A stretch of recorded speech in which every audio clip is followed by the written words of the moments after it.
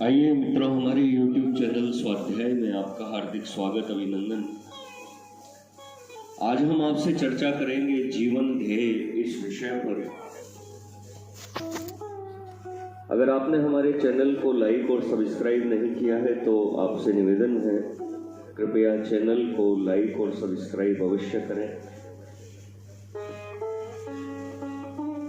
प्रत्येक मानव रितंत्री की तरंगित झंकार जीवन को सदा सुख शांतिमय बनाने की उत्कट अभिलाषा ही प्रकट करती है। इस विनोदमय तंत्री का यह लीलामय नाद मानव हृदय की स्वार्थपूर्ण इच्छा का परिचय देकर ही समाप्त हो जाता है।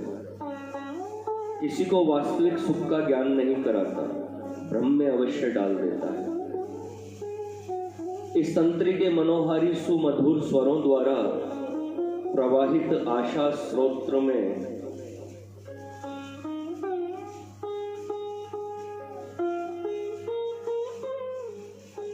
परिप्लावित होकर हम अपने जीवन को नष्ट कर देते हैं।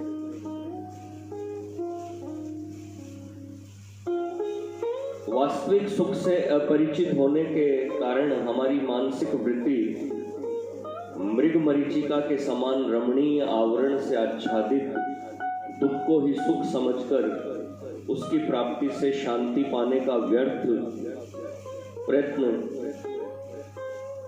श्रांत हो जाता है। परम सुख रूप ध्येय की प्राप्ति के लिए किसी भी साधन में प्रवृत्त होने से पहले हमारा सबसे पहला कर्तव्य यह है कि हम उस ध्येय का स्वरूप समझ लें, अर्थात वास्तविक सुख का हमें पूर्ण रीति से ज्ञान हो जाए। हमारा पांच भौतिक शरीर जड़ है। मृत्यु के अनंतर यह स्थूल शरीर पंचभूतों में लय हो जाता है। मृत्यु जीवन का उपराम नहीं है। जड़ वस्तु को सुख दुख का अनुभव नहीं हो सकता, अतः शारीरिक सुख की चिंता करना सर्वथा व्यर्थ है। आत्मिक सुख ही वास्तविक सुख है। संसार में संपत्तिशाली पुरुषों की कमी नहीं है, परंतु उनके जीवन का सम्यक निरीक्षण करने से पता लगता है कि उन लोगों का जीवन भी सर्वथा दुखमय है। प्रथम तो उन्हें उस पार्थिव संपत्ति के उपार्जन में महान कष्टों का सामना करना पड़ता है। तदनंतर उनके जीवन का विशेष भाग उस संचित संपत्ति की रक्षा और वृद्धि की चिंता में ही व्यतीत हो जाता है। जेम्स वाइट नामक एक सज्जन लंदन के एक प्रसिद्ध करोड़पति थे, पर काल की विलक्षण गति अति तीव्र है। किसी भी वस्तु के नाश होने में देर नहीं लगती। काल चक्र ने उनकी कुल संपत्ति का नाश कर दिया। अंत में उन्हें आत्महत्या करनी पड़ी।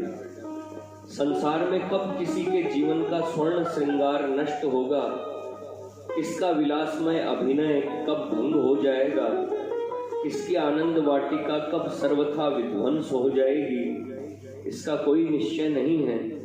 अतः किसी भी सांसारिक वस्तु से प्रेम करना नितांत मूर्खता है। संसार की प्रत्येक वस्तु अनित्य है और उसके क्षय का समय हमारे लिए अनिश्चित है। इससे विदित होता है कि सांसारिक क्षण स्थायी वस्तुओं में प्रेम करने से आंतरिक सुख कभी नहीं प्राप्त हो सकता, क्योंकि जिस वस्तु से हम प्रेम करते हैं वह अनित्य है। अनित्य का वियोग अवश्य होगा। जहाँ संयोग में सुख होता है वहाँ उसके वियोग में अति दुस्सह दुख होना अवश्य भावी है। बड़े से बड़े सांसारिक भोगों से भी आत्मिक सुख प्राप्त नहीं हो सकता। भोगों के उपभोग के अनंतर हमारा चंचल मन कभी विश्रांति को प्राप्त नहीं होता, वरन भोग लिप्सा उत्तरोत्तर बढ़ती ही रहती है। इससे यह प्रमाणित है कि जब तक हमारा मन शांत नहीं है तब तक हमारा मन सांसारिक क्षणिक भोगों से निवृत्त नहीं है, तब तक हम आत्मिक सुख कदापि प्राप्त नहीं कर सकते। मन की चंचलता को दूर करने का एकमात्र उपाय है मन को किसी विषय में लगाना। यह निश्चय हो चुका है कि सांसारिक वस्तुओं से प्रेम करने से सुख नहीं वरन दुख ही दुख है। संसार के निकटतम संबंध भी झूठे हैं। दो प्राणियों में प्रेम होना, एक दूसरे का शुभाभिलाषी होना सर्वथा स्वार्थपूर्ण है एवं उच्च भावों से हीन है, अथवा यूं कहा जाए कि स्वार्थ का ही दूसरा नाम सांसारिक प्रेम है। अतः हमको सांसारिक बंधनों का सर्वथा परित्याग कर किसी नित्य वस्तु में मन को एकाग्र करना चाहिए। वह नित्य केवल ईश्वर है। इससे प्रत्यक्ष है कि ईश्वर भक्ति को ही मन को निश्चल करने का एकमात्र सर्वोत्कृष्ट साधन है। परंतु भगवान की भक्ति अति दुष्कर है। भगवान की शक्ति के परिपूर्ण ज्ञान का ही नाम भक्ति है। भगवान का पूर्ण भक्त वह है जो यह जानता है कि भगवान सर्वज्ञ, सर्वशक्तिमान एवं सर्वव्यापक है। भगवान को सर्वज्ञ मानकर वह पापों से निवृत्त हो जाता है। सर्वशक्तिमान मानने के कारण उसको प्रत्येक सांसारिक शक्ति में ईश्वरीय शक्ति का आभास होता है एवं सर्वव्यापक मानने के कारण वह सब जगत को ब्रह्ममय देखता है।